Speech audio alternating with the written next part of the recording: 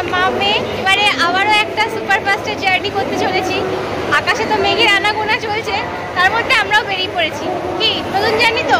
হ্যাঁ, মা মেয়ের জার্নিটা কেমন লাগলো আপনারা বলবেন, আমাদেরকে কেমন লাগছে আপনারা কিন্তু জানাবেন আমাদের জন্য কেমন লাগছে। টাইটেল আর থাম্বনেল দেখে তো বুঝতেই পারছেন যাচ্ছি আমরা রামপুরহাট।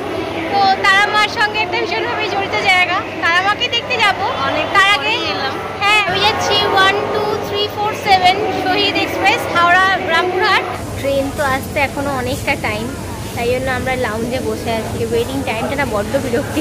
অফিস টাইম ছিল বলে আমি একটু তাড়াতাড়ি বেরিয়ে গেছি, তাহলে ভিড় হতো ট্রেন লোকালে। অপেক্ষার পর্ব শেষ হবে কতক্ষণ সেটারই এখন ধরবো না। ফাইনালি ট্রেন দিয়েছে আর 6 নম্বরে দিয়েছে, আমরা এখন ওদিকেই যাচ্ছি। আসছে ট্রেন। আমার পৌঁছাতে C1 ট্রেনটার মূর্তি দেখুন। ট্রেনে উঠে গেছি। বলে রাখি এই ট্রেনটা কিন্তু 4 জুলাই 2010 সাল থেকে ফার্স্ট রান স্টার্ট করে।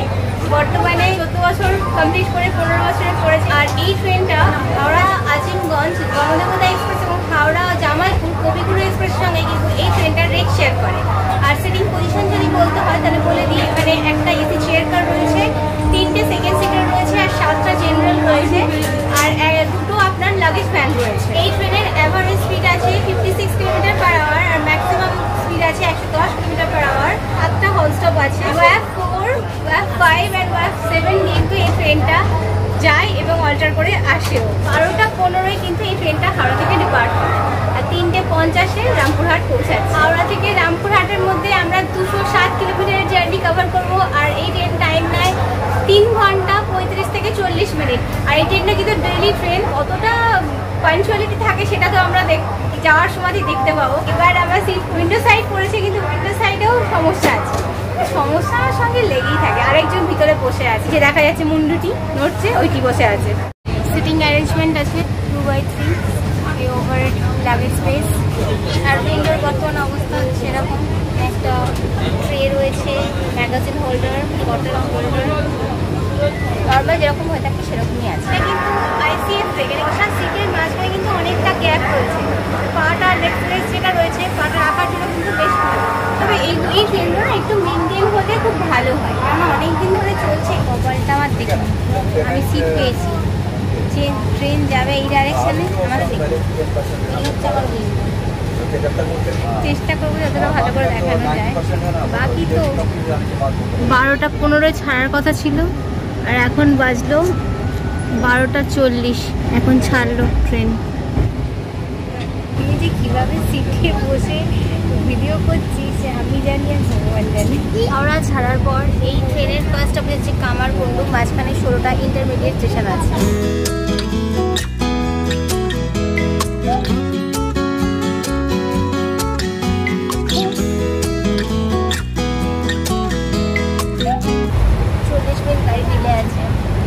পেয়ে গেছে, তাই জন্য আমি স্যান্ডউইচটা নিয়ে এসেছিলাম। স্যান্ডউইচ খাচ্ছি আর মা খাচ্ছে পনির। আমি ফের দেখাবো। পৌঁছালাম কামারকুণ্ডু স্টেশন। এটা হচ্ছে কামারকুণ্ডু স্টেশনের 3 নম্বর প্ল্যাটফর্মে দিয়েছে গাড়ি। কামারকুণ্ডু স্টেশন। কামারকুণ্ডু স্টেশনের স্টেশন কোড হচ্ছে KQU আর এখানে হল স্টপ 1 মিনিট। ছেড়ে দিল কামারকুণ্ডু। কামারকুণ্ডু ছেড়ে গেল, এর পরের স্টপেজ বর্ধমান। মাঝখানে 19টা ইন্টারমিডিয়েট স্টেশন আছে। আর কামারকুণ্ডু পর্যন্ত আমরা 31 কিলোমিটার জার্নি কিন্তু কভার করলাম।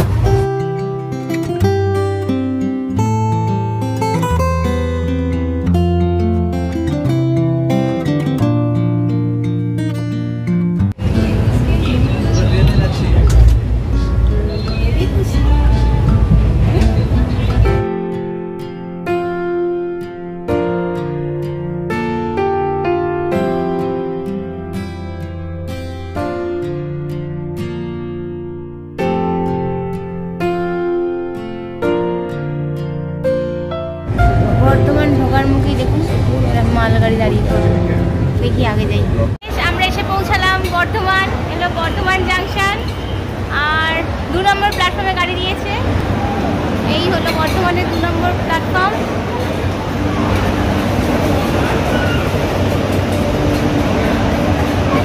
আজকে গাড়িটা 40 মিনিট ডিলেতে যাচ্ছে। আর বর্ধমানের স্টেশন কোড হচ্ছে PWN আমরা কমপ্লিট করে ফেললাম। এরপর এখান থেকে যাবে নেক্সট স্টপ হচ্ছে গুসকারা। ট্রেনটা আগে ডিলে আছে, কিন্তু যাই হোক আইসিএফ রেখে থাকতে জানেন যে জার্নিটা বেশ কমফোর্টেবল হয়, তো সেই হিসাবে ঠিকঠাকই আছে। ছেড়ে দিল বর্ধমান জাংশন। ট্রেনটা জাস্ট এলো, 1 মিনিট হল্ট করলো কিনা তার নিয়ে ঠিক বেরিয়ে গেল। হ্যাঁ যান যান, ব্যাস বেরিয়ে গেল। বর্ধমান থেকে গুসকারার মাঝে 5টা ইন্টারমিডিয়েট স্টেশন আছে।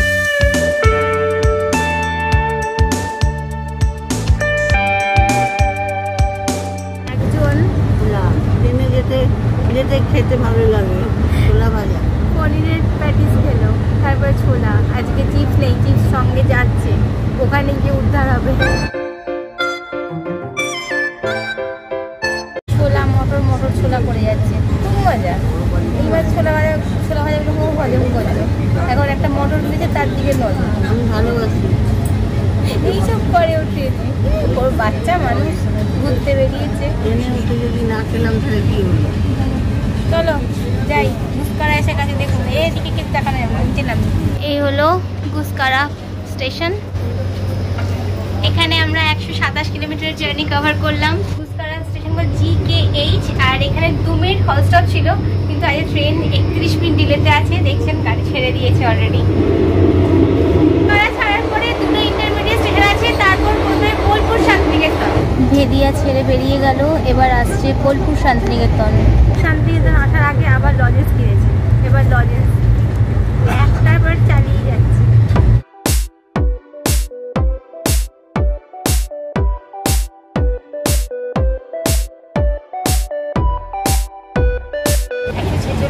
জার্নি কভার করে এলাম বোলপুর শান্তিনিকেতন স্টেশন। বোলপুর শান্তিনিকেতনের স্টেশন কোড হচ্ছে PHP। আর যদিও বর্ষাকাল, তবু বেশ গরম। এখানে আমাদের স্টপ ছিল 2 মিনিট। আর আমি যখন NGP যাচ্ছিলাম বন্দে ভারত, তখন আপনাদেরকে এই সম্পর্কে বলেছিলাম স্টেশনটা। সেই বাউল কবি স্টেশন চলে এসছে, ছেড়েও দিল। 2 মিনিট হল স্টপ ছিল। তখন বলেছিলাম যে শহীদ অন্যান্য বড় বড় ট্রেন এখান দিয়ে পাস করে, তো আজ আবার লাক বাই চান্স শহীদেই জার্নি হচ্ছে। এটা ছেড়ে দিল। এরপর আসছে প্রান্তিক। একটা মজার বিষয় হয়েছে, ভিডিও করার চক্করে আমি এখানের যে টিসি রয়েছে তার সিটি ইউজ করেছি। তো উনি আমাকে যখন বলছেন, আমি বললাম যে আমি ভিডিও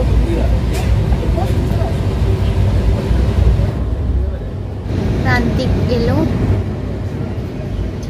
প্রান্তিকে এই ট্রেনের হট স্টপ ছিল 2 মিনিট। প্রান্তিকে স্টেশন কোড হলো PNE। ছেড়ে দিল প্রান্তিক। আমাদের ছোট নদী চলে আঁকে বাঁকে যে কবিতাটা রয়েছে, কবিগুরু লিখেছিলেন, সেটা কিন্তু এই যে আসছে কোপাই, এই কোপাই নদীটাকে কেন্দ্র করে লেখা। এই বর্ষায় কোপাইয়ের রূপটা একবার আপনাদেরকে দেখাবো। এর আগে একবার দেখেছিলাম যখন, তখন অতটা কিন্তু ভালো বোঝা যায়নি। আজ দেখি কেমন রূপ দেখায় কোপাই।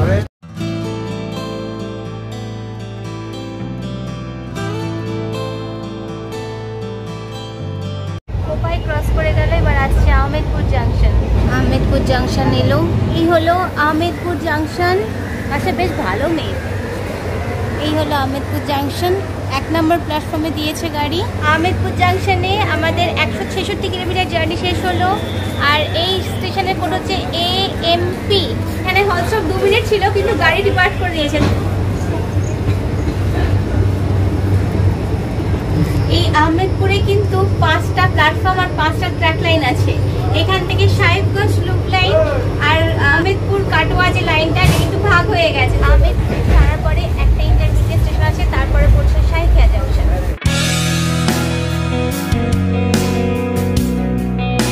179 কিলোমিটার জার্নি শেষ করে আমরা পৌঁছালাম আমাদের যাত্রাপথের লাস্ট স্টেশন সাঁইথিয়া, যা স্টেশন করছে SNT। এই হলো সাঁইথিয়া জাংশন। 3 নম্বরে দিয়েছে গাড়ি। সাঁইথিয়াতে টোটাল 5টা প্ল্যাটফর্ম আর 7টা ট্র্যাক লাইন আছে। এখান থেকে অন্ডার সাঁইথিয়া লাইন আর সাহেবগঞ্জ লুপ লাইন একটু ভাগ হয়ে গেছে। ট্রেন দেখুন ছেড়েও দিল।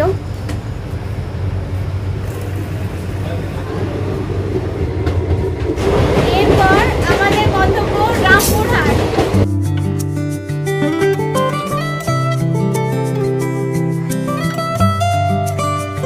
সাঁইথিয়া থেকে রামপুরহাটের মধ্যে 3টে ইন্টারমিডিয়েট স্টেশন আছে। ট্রেন ডিলে ছিল, এখন কিন্তু ডিলে মেকআপ করে দিয়েছে পুরো, দেখতে পাচ্ছেন আপনারা। অনেকেই কোশ্চেন করেন কতটা টাইম ছিল, কতটা দেরি করলো। দেখুন, নো ডিলে, স্পিড আছে। আকাশে একদম মেঘের ঘন ঘটা, তার মধ্যে দিয়ে রোদটা আসছে, আবার সবুজ মাঠ, ব্যাপক লাগছে। আর এই জানলায় জলের দাগ দেখে কেউ আবার ভাববেন না যে বৃষ্টি হচ্ছে, এটা বৃষ্টি না, এটা এসির জলটা আমারই কপাল গুনে এই জানলা দিয়ে পাস করছে, সেই জানলাটাই আমি পেয়েছি।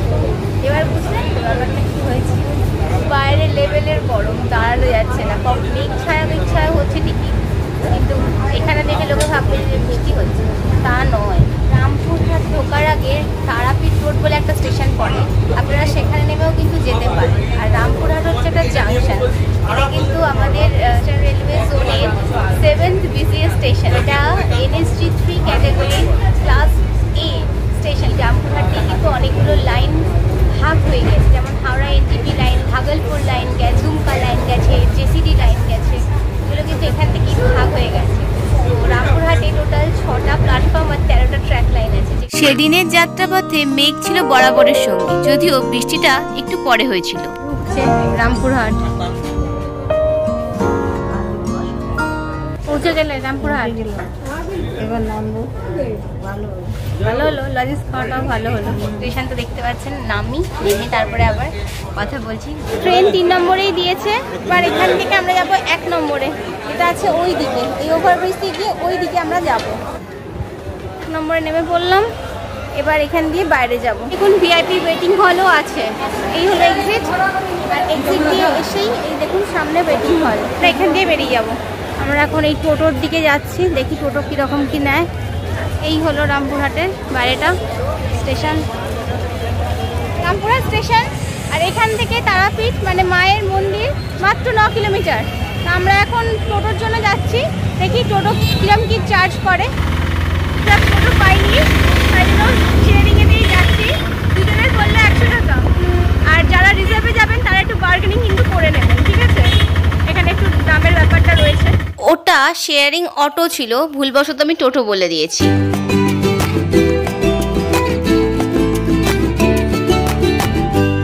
এই দ্বারকা রিভার চলে এসেছি আমরা, হোটেলও আছে। এই দেখুন তারামা সরণি, আমরা এই দিকেই যাচ্ছি কারণ আমাদের হোটেল এদিকেই আছে। এদিকে সোজা গেলেই কিন্তু মায়ের মন্দিরটা আপনারা পাবেন। দেখুন এখানে কিন্তু অনেক স্টুডেন্ট রয়েছে, হোটেল ভিতরেও রয়েছে।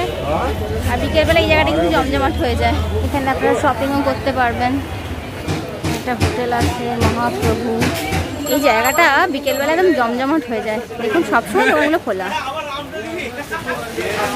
মন্দিরে দুটো গেট, একটা এই দিক দিয়ে যে যাচ্ছি এখানে একটা সামনের গেট আছে, আর এরপরে একটু সাইড দিয়ে গেলে পেছনে একটা গেট আছে মায়ের। তো আমি ওই সেকেন্ড গেটের ওখানেই আমার হোটেলটা বুকিং করা আছে, দিকেই যাচ্ছি। এটা হচ্ছে পিওর নিরামিষ। রাস্তায় প্যারার দোকানও আপনারা দেখতে পাবেন। এরপর মায়ের একটু কষ্ট হচ্ছিল বলে আমি একটা টোটো নিয়ে ওই তারামা সরণির বাকি অংশটুকু গিয়েছিলাম আমার হোটেল পর্যন্ত। আর এখানে যাওয়ার পথে সব জায়গাতেই আপনারা পূজার সামগ্রী দেখতে পাবেন এবং কিনতেও পারবেন। মায়ের প্রথম গেট দেখুন, এটা প্রথম গেট, আমি দ্বিতীয় গেট দিয়ে যাব, সেকেন্ড গেট। আর আমাদের হোটেলটা এই সামনে, এই হোয়াইট হাউস। এই বাম দিকেই কিন্তু হোটেলটা। হোটেলে চেক ইন তো করেছি, একদম সিম্পলের উপর হোটেলটা, খুব বেশি আপ টু দ্য মার্ক বলবো না, 1-2 দিনের জন্য ঠিক আছে। তো চলুন, আমি যে রুমটা পেয়েছি আমি সেকেন্ড ফ্লোরে পেয়েছি, তো চলুন দেখিয়ে দিই রুমটা কীরকম আমার আছে। এই হলো আমাদের রুম B5, ড্রেস হ্যাঙ্গিংয়ের জন্য একটা জায়গা রয়েছে দেখতে পাচ্ছেন। আর এই বেড, এদিকে এসি আছে, এদিকে ফ্যান আছে, এদিকে টিভি আছে, ড্রেসিং মিররও দেখছি। আর এটা আছে ওয়ার্ড্রপ, দুটো চেয়ার, ওয়েস্ট পেপার বিন, আর এদিকে হচ্ছে টয়লেট, টয়লেটে গিজারও আছে। আর এদিকে বেসিন, আর ওয়েস্টার্ন টাইপ যেরকম থাকে। বন্ধুরা একটা কথা আপনাদেরকে বলে দিচ্ছি, তারাপীঠের যেটা হয় ড্রিঙ্ক করা বা এই ধরনের একটুখানি ব্যাপার থাকে, তো অনেকে ইনসিকিউরিটি ফিল করে। তো এই হোটেলটা না যথেষ্ট সেফ অ্যান্ড সিকিওর। মাকে নিয়ে এসেছি, আপনারা দেখতেই পাচ্ছেন, তো আমি সেই হিসাবে রিভিউটা দিচ্ছি। হোটেলটা ভীষণই সেফ। আর এখানে একটা জিনিস কিন্তু আছে যেটা হোটেলে না, অনলাইন পেমেন্ট কিন্তু এখানে হয় না, আর সেই জন্য অফলাইনেই সমস্ত পেমেন্টটা হয়। তো আপনারা যারা আসবেন এটা একটুখানি খেয়াল রাখবেন। আর এটা একদম মন্দিরের পাশেই, মানে জাস্ট 1 সেকেন্ডও লাগে না, যে দেখালাম আসার সময় সেকেন্ড গেটটা, ওটার একদম সামনে। তো এখান থেকে কিন্তু এরা পুজোরও ব্যবস্থা করে দেন। আমি কন্ট্যাক্ট ডিটেলস সব কিছু দিয়ে দেবো। সারাদিন ট্রেনের খুব ধকল গেল, ফ্রেশ হয়ে নিই, তারপর বিকেলে সন্ধ্যা আরতি দেখতে যাবো। মাকে আগে দর্শন করি, আর আগামী দিনে পুজো আছে, সেগুলো সমস্ত কিছু ভিডিও আপনাদের সঙ্গে শেয়ার করব। আপাতত রেস্ট।